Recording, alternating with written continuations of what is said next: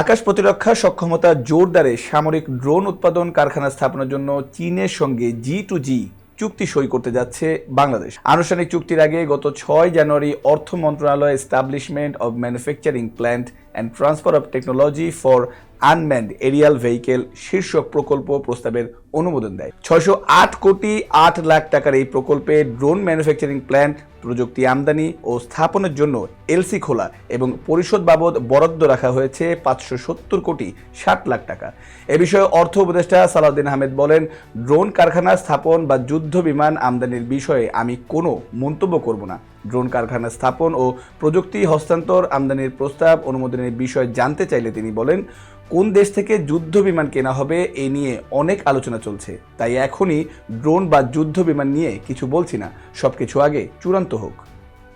ইকরামুল স্বাধীন, news 21 news desk.